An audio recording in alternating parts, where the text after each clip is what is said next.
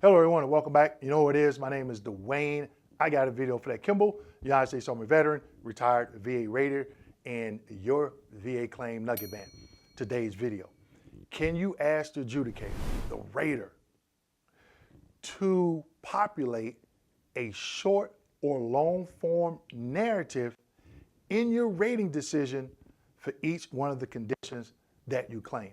In today's video, I'm going to break it down for you and show you some examples. So make sure you stick around. Before I get into today's video, everyone, make sure you go ahead and hit that like, subscribe, and notification button. So today's video, can you ask the adjudicator, the rater, to create a short or long form narrative in your rating decision? And the answer is yes. I'm going to share some valuable information with you. I'm going to show you some examples in the M21-1, and I got a huge nugget on this last slide, all right? So if you're not familiar with a rating decision, you should be, especially if you were previously granted or denied. When you receive that packet in the mail, you get two documents. You get a notification letter and the rating decision. The rating decision has the VA symbol or seal right at the top. It'll have your name, your social security number, and then it'll have like your dates of service in a paragraph. And then it'll have, what comes after that? I think the evidence review, and then it'll have all the conditions that that particular rater is adjudicating or rating for you, okay? And then you'll see the narrative, right? Let's get into it. Slide number one. Here in slide number one, you know what I'm doing, people, taking you back out to the M21-1.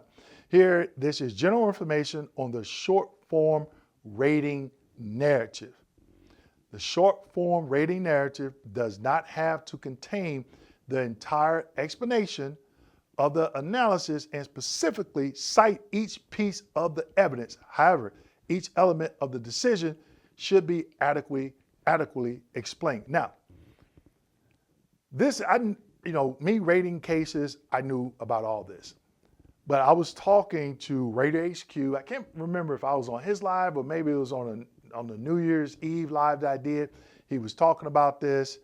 I think it was his live, and he shared his screen. And I was like, man, this is some really good information, but I want to take it to the next level. All right, let's keep going. Slide number two. Here in slide number two, this M21-1, it talks about, it gives you an example short form award, okay? Now, I'm not gonna go through and read all this, but this is the narrative, okay? So it says, below is an example of a short form rating narrative awarding a claim for service connection. Service connection for arthritis of the cervical spine has been established as directly related to military service. Direct service connection, people. The effective date of this grant is August 1st, 2017. Service connection has been established from the day VA received your claim. So if it was the intent to file date, they would say date of the intent to file. But this is called date of claim, DOC, all right? Then here's some really good information, people. It says an evaluation of 20% is assigned. It gives the effective date again. But look, right below that said, we have assigned a 20% evaluation of your arthritis of the cervical spine based on, boom, forward flexion of the cervical spine greater than 15 degrees, but not greater than 30 degrees. Okay, then it talks about additional symptoms. Now, look down at the bottom, people. Additionally, a higher evaluation of 30% is not warranted for cervical strain unless the evidence shows those two bullet comments there, people. That is a huge nugget. A lot of veterans don't even read that. But they'll come back in for an increase, and I'll ask them, well, what is the criteria for the 30% for cervical strain? Well, see, I got a MRI and I got a, nope. What is the criteria? Not what you think the criteria is, but the VA's criteria, because that's what they're going to look at. Their criteria, not what you think the criteria is. So you see these two bullet comments? Why don't you go and get evidence to show that? They just gave you the answers to the test in the rating decision narrative. That is a huge nugget, people. Let's keep going. Slide number 3. Okay, Now, here's an example, short form denial. I can't wait to get to that last slide. Woo! It's going to be real groovy, people. Below is an example of a short form rating denial narrative addressing the veteran's claim of direct service connection. While your service treatment records reflect complaints, treatment, or diagnosis similar to that claim, the medical evidence supports the conclusion that a persistent disability was not present in service. We have been informed that you have missed the VA examination schedule in support of your claim. Please notify us when you are ready to report for an examination, or you may submit a DBQ, which must be completed and signed by a healthcare professional. I got that in bold and underlined. Now, the rater said submit a DBQ. So you submit the DBQ, why wouldn't they use it? Think about that, people. Just look at that. So again, that's where a lot of inconsistencies comes in between VA employees. Some VA employees are using veterans' private DBQs and others are not. But look what they gave an example here, okay? Let that sink in. Let's keep going. Slide number 4. Now, issues requiring a long form rating narrative. Long form rating narrative must be used in decisions involving any of the following types of claims. NEMR. I rated NEMR cases for almost a year. I got really good at finding, putting veterans boots on ground or brown water in Vietnam, okay? Denials of SC. SC stands for service connection, for post-traumatic stress disorder based on military sexual trauma or fear of hostile military or terrorist activity. If you haven't watched my videos on those two topics, make sure you go and check it out, because fear of hostile military or terrorist activity, I break that down, and I break down military sexual trauma, reported, not reported. Denials of benefits under 38 U.S.C. 1151. 1151 claims, people, basically, I rated several of those, and I didn't like the way the VA had that set up, because basically when you file 1151 claim, you're saying, hey, I had treatment at the VA and they botched it. Maybe you had a surgery and they screwed it up, okay? And you filed 1151 claim. So the physician that did the surgery, in this example, they can't review their own the operative report to see if they made a mistake. Another VA examiner would have to state that. And guess what?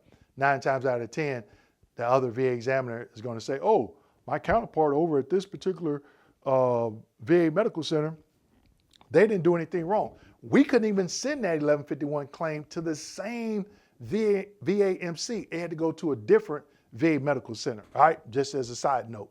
Let's keep going. Slide number 5. Oh, okay. Issues requiring a long form rating narrative. Adverse action proposals, including but not limited to severance of service connection. That means they are taking everything away. Not everything away, but for a particular condition. I did some of those, people. I didn't like doing them. And I was really detailed as to why I was proposing severing a service-connected condition, okay? Down at the bottom, clear and unmistakable error to include determinations made in any of the categories above or claims seeking early effective dates. Yeah, you need to be very detailed in them CUEs, especially if you are retracting a benefit, you're reducing a benefit or severance, okay? You better be darn sure that you're doing it right. All right, people, this is the slide I could not wait to get to. Okay, now, you heard me talk about requesting a long form rating.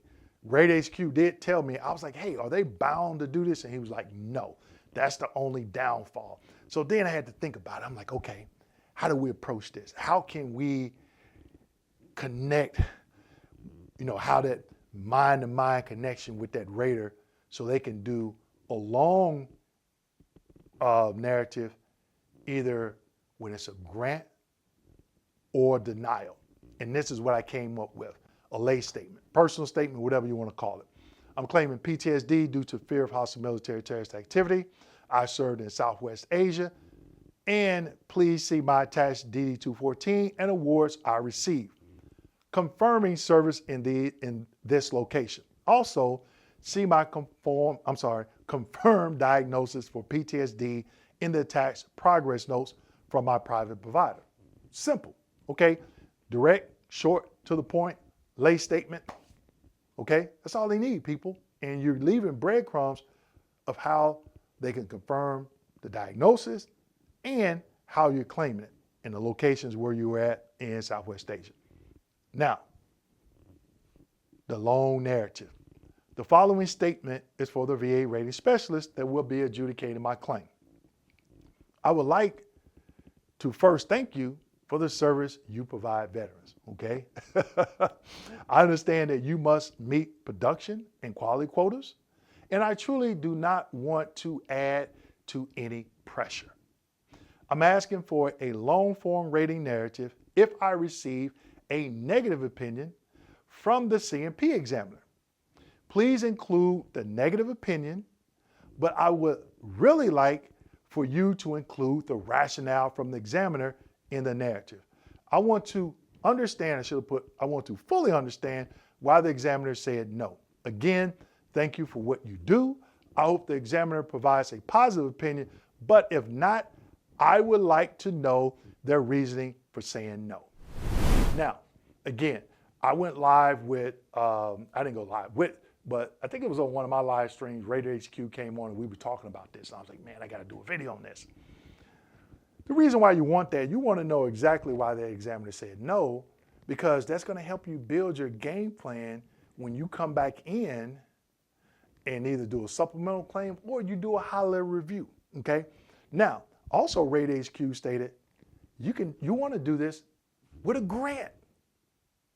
Okay, you want to do it with a grant because when they put that information in there, you can use that if you do something else pertaining to that condition or maybe possibly secondary moving forward.